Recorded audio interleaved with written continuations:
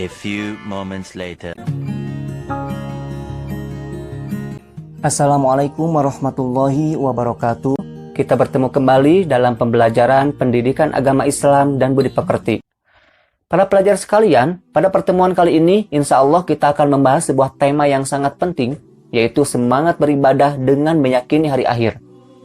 Dan sebagaimana kita tahu bahwa beribadah kepada Allah Subhanahu wa Ta'ala adalah suatu kewajiban yang harus dilakukan dengan penuh penghayatan oleh kita selaku hambanya. Karena untuk itulah kita diciptakan. Sebagaimana firman Allah dalam Quran surat Az-Zariyat ayat 56, A'udzubillahi minasyaitonirrajim, wa ma khalaqtul jinna wal insa illa liya'budun. Tidak semata-mata kami menciptakan jin dan manusia kecuali untuk beribadah kepadanya. Akan tetapi tidak bisa dipungkiri bahwa terkadang kita malas untuk melakukannya, bahkan sampai enggan untuk mengerjakannya. Padahal kita tahu bahwa di balik ketaatan ada pahala kebaikan yang akan didapat. Dan sebaliknya, ketika kita mengingkarinya, ada balasan keburukan berupa azab yang sedang menanti. Salah satu hal yang bisa menjadikan kita termotivasi untuk beribadah adalah dengan meyakini adanya hari akhir. Dalam pembahasan mengenai tema semangat beribadah dengan meyakini hari akhir inilah, maka kita akan mengkaji mengenai makna beriman kepada hari akhir sehingga melahirkan motivasi dalam semangat beribadah. Dan dalam pengkajiannya akan dibahas lebih dalam mengenai beberapa periode atau tahapan hari akhir. Lalu apa hubungannya meyakini hari akhir bisa menjadikan kita termotivasi dalam beribadah? Maka dari itu, simak pembahasan ini sampai tuntas agar tujuan pembelajaran kali ini pun bisa tercapai. Adapun tujuan pembelajaran kita adalah memahami makna hari akhir sehingga terdapat perubahan dalam diri berupa meningkatnya keimanan terhadap hari akhir yang nantinya akan melahirkan motivasi dalam ibadah. Ketika kita istiqomah dalam beribadah, maka secara tidak langsung akan terbentuk karakter unggul dengan akhlakul karimah. Dan tentu saja, kita akan semakin termotivasi untuk bisa bermanfaat bagi orang lain. Dalam pelaksanaannya, kita akan senantiasa berhati-hati dalam berucap dan bertindak. Dan puncak dari tujuan kita adalah, insya Allah, bahagia dunia dan akhirat. Oke, para pelajar sekalian, untuk menempuh tujuan pembelajaran tersebut, setidaknya kita harus memahami kompetensi dasar beserta indikator dari bab ini.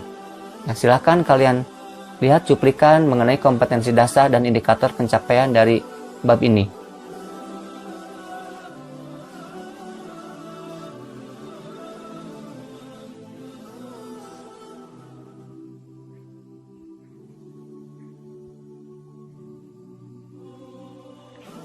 Untuk memahami kompetensi dasar beserta indikatornya, maka dalam pembelajaran kali ini kita akan melalui beberapa langkah sebagai tahap pembelajaran. Yang pertama yaitu membuka segmen relung hati. Silakan kalian simak cuplikan berikut ini.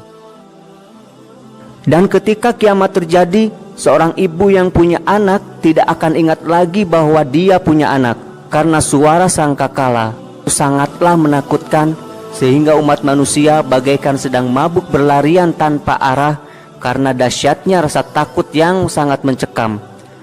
Pada saat itu bukan hanya manusia yang dicekam ketakutan. Hadis dari Abu Hurairah mengatakan bahwa setan dan bala tentaranya akan berlarian dan bersembunyi. Tapi Allah berfirman dalam Al-Quran bahwa pada hari itu tidak akan ada tempat berlindung. Orang-orang akan melihat ke atas, dan apa yang mereka lihat?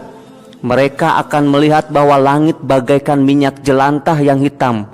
Bumi akan retak sepotong demi sepotong. Samudra akan bergejolak dan mengamuk pada hari itu. Allahu Akbar. Bayangkan dalam pikiranmu bahwa samudra akan bergejolak dan bergemuruh. Bintang-bintang akan kehilangan cahaya dan akan berjatuhan. Kegelapan terjadi di mana-mana. Dan ketika kegelapan ada di mana-mana, tidak akan ada yang tersisa. Segala sesuatunya di jagat raya akan berakhir. Hadis dari Abu Hurairah mengatakan bahwa malaikat maut akan berkata kepada Allah, "Ya Allah, semua yang ada di langit dan di bumi telah mati, kecuali Engkau izinkan tetap hidup." Lalu Allah berfirman, "Siapa yang masih hidup?"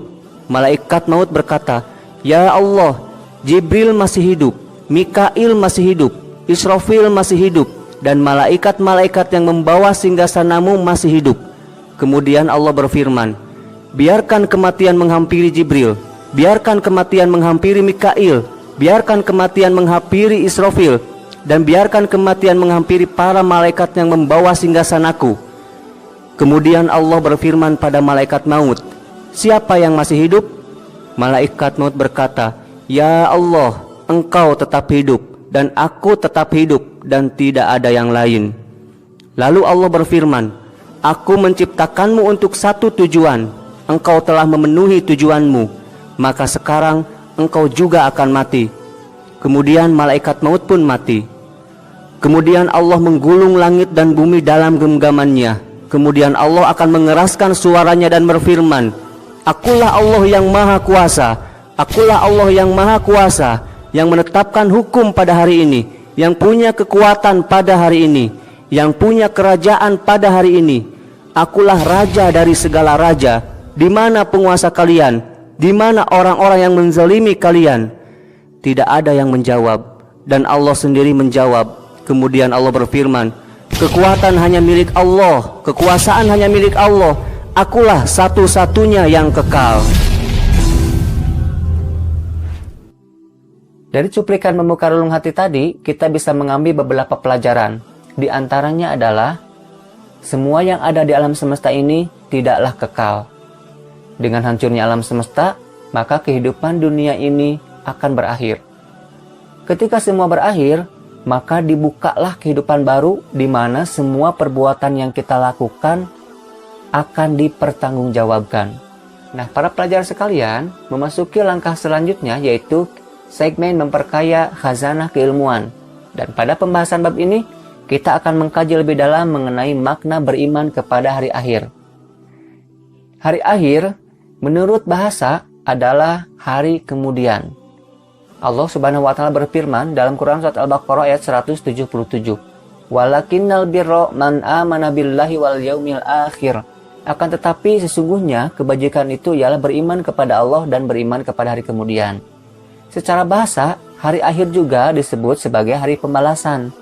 Sebagaimana firman Allah Subhanahu wa taala di dalam Quran surat Al-Fatihah ayat keempat. Maliki yaumiddin, pemilik hari pembalasan. Adapun hari akhir ketika dikaji secara istilah, maka berarti adalah hancurnya alam semesta berikut isinya dan berakhirnya kehidupan semua makhluk Allah Subhanahu wa taala. Secara istilah, hari akhir juga bisa dimaknai sebagai hari kiamat, yaitu hari penegakan hukum Allah yang seadil-adilnya. Sebagaimana firman Allah dalam Quran surat Al-Mumtahanah ayat 3. Karib kerabat dan anak-anakmu sekali-kali tidak bermanfaat bagimu pada hari kiamat, dia akan memisahkan antara kamu. Dan Allah Maha melihat apa yang kamu kerjakan. Para pelajar sekalian, kebenaran akan datangnya hari akhir bisa dilihat dari 3 aspek. Yang pertama, berdasarkan kajian ayat-ayat Al-Quran. Yang kedua, berdasarkan ilmu pengetahuan. Yang ketiga, berdasarkan panca indera. Nah, dari kajian ayat-ayat Al-Quran, ilmu pengetahuan, bahkan melalui panca indera, maka kalian dapat menghayati dengan penuh keyakinan akan nilai-nilai keimanan kepada hari akhir. Sebagaimana firman Allah dalam Quran surat Al-Anbiya ayat 97. Dan telah dekatlah kedatangan janji yang benar, yaitu hari berbangkit. Maka tiba-tiba terbelalaklah mata orang-orang kafir, mereka berkata, aduhai celakalah kami, sesungguhnya kami dalam keadaan lalai tentang ini. Bahkan kami adalah orang-orang yang zalim. Dari ayat tersebut, dinyatakan bahwa orang kafir menderita kerugian karena pada waktu kehidupan dunia dia tidak mengimani kebenaran akan datangnya hari akhir. Nah, para pelajar sekalian, kita akan mengkaji satu persatu. Yang pertama kita kaji adalah kebenaran hari akhir menurut Al-Quran. Hari akhir terbagi menjadi 2. Yang pertama disebut kiamat sugro atau kiamat kecil, yang berarti peristiwa datangnya kematian bagi semua makhluk termasuk manusia yang bersifat lokal dan individu. Sebagaimana firman Allah dalam Quran surat Ali Imran ayat 185. Tiap-tiap yang berjiwa akan merasakan mati, dan sesungguhnya pada hari kiamat sajalah disempurnakan pahalamu. Barang siapa dijauhkan dari neraka dan dimasukkan ke dalam surga, maka sungguh ia telah beruntung. Kehidupan dunia itu tidak lain hanyalah kesenangan yang memperdayakan. Setelah manusia mengalami kematian, maka mereka masuk ke proses awal kehidupan di akhirat yang disebut dengan alam barzah. Barzah berarti alam yang menjadi batas antara alam dunia dan alam akhirat. Dan pada masa itu, roh manusia sudah menyadari akan kebenaran janji Allah Subhanahu wa taala. Sebagaimana firman Allah Subhanahu wa taala dalam Quran surat Al-Mu'minun ayat 99 dan ayat 100. Demikianlah keadaan orang-orang kafir itu, hingga apabila datang kematian kepada seseorang dari mereka, dia berkata, "Ya Tuhanku, kembalikanlah aku ke dunia, agar aku berbuat amal soleh terhadap apa yang telah aku tinggalkan." Sekali-kali tidak, sesungguhnya itu adalah perkataan yang diucapkannya saja. Dan di hadapan mereka ada dinding sampai hari mereka dibangkitkan. Adapun peristiwa yang terjadi di alam barzah adalah peristiwa fitnah kubur, yaitu beragam pertanyaan yang diajukan kepada orang yang meninggal tentang Tuhannya, tentang agamanya, tentang nabinya, imannya, bahkan tentang kiblatnya. Dan bagi mereka yang tidak mampu menjawab pertanyaan ini, maka mereka akan mendapatkan siksa kubur, yaitu diperuntukkan bagi orang-orang yang zalim, munafik, kafir, dan orang-orang musyrik. Betapa dahsyat dan mengerikannya siksa kubur ini sampai Rasulullah SAW mengajarkan kita sebuah doa. Allahumma inni a'udzubika min adzabi jahannam wa min adzabil qabri wa min syarri fitnatil mahya wa mamati wa min syarri fitnatil masiihid dajjal. Ya Allah, sungguhnya aku berlindung kepadamu dari siksa neraka jahanam, dari siksa alam kubur, fitnah kehidupan dan setelah kematian, serta dari kejahatan fitnah al-masih dajjal.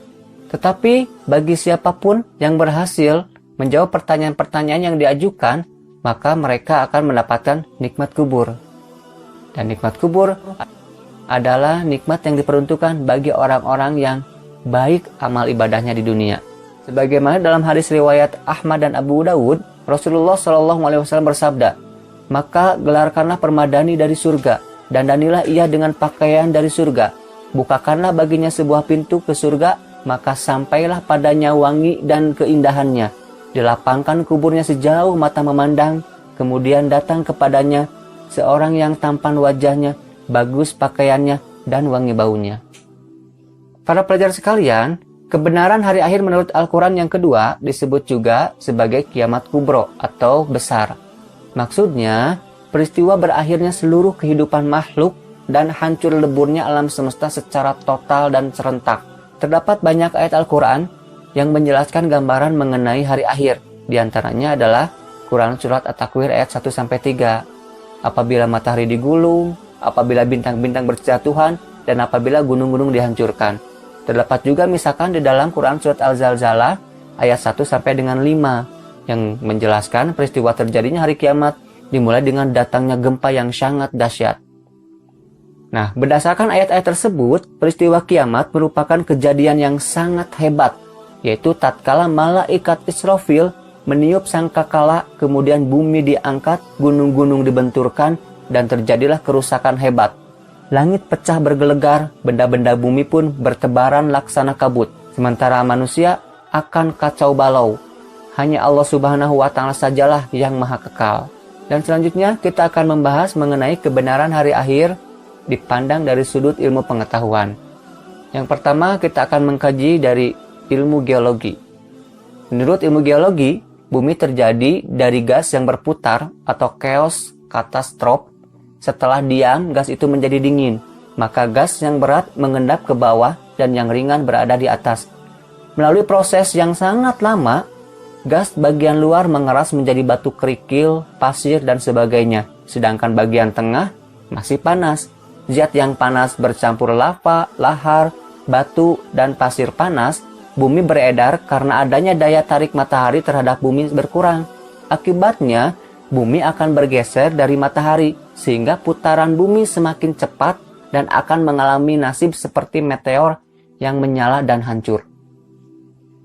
Yang kedua, kebenaran hari akhir menurut ilmu pengetahuan dikaji berdasarkan teori fisika. Berdasarkan teori fisika, letak matahari adalah 149.597.870,7 km. Jauhnya dari bumi, sinar matahari sampai ke bumi selama 8 menit 20 detik. Garis tengah matahari sama dengan 1,4 juta kilometer dan luas permukaannya 616,8 kali 1000 10 km atau sama dengan 622.160 km. Menurut ahli fisika, energi matahari dipancarkan ke angkasa dan sekitarnya 5,7 kali 1027 kalori atau sama dengan 5.853,9 kalori per menit dan mampu menyala 50 miliar tahun dengan panas 15 juta derajat Celcius. Kalau suatu ketika matahari tidak muncul atau cahayanya redup karena tenaga atau sinarnya habis, maka tidak ada angin dan awan yang berakibat hujan tidak akan turun. Selanjutnya, gunung-gunung akan meletus, ombak bergulung-gulung, air laut naik sehingga hancurlah bumi ini. Yang ketiga, kebenaran hari akhir berdasarkan bukti indrawi. Imam At-Tabrani dan Ibnu Katsir berpendapat bahwa telah diperlihatkan peristiwa-peristiwa yang menakjubkan di dunia sebagaimana berikut. Yang pertama, peristiwa Nabi Ibrahim dan burung-burung yang dicincangnya kemudian diletakkan di tiap-tiap bagian di atas bukit. Lalu Allah Subhanahu wa taala berfirman, "Panggillah, niscaya mereka datang kepadamu dengan sangat segera." Yang kedua, peristiwa pembunuhan yang dipermasalahan oleh Bani Israel yang akan dihidupkan kembali oleh Allah Subhanahu wa taala hanya dengan perantaraan daging sapi yang dipukulkan ke tubuh orang yang terbunuh.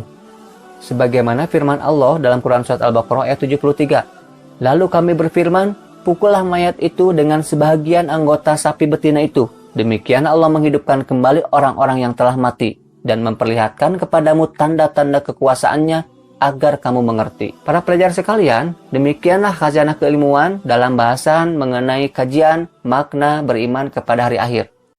Subhanakallahumma bihamdika asyhadu an la ilaha illa anta astaghfiruka wa atubu ilaik. Assalamualaikum warahmatullahi wabarakatuh.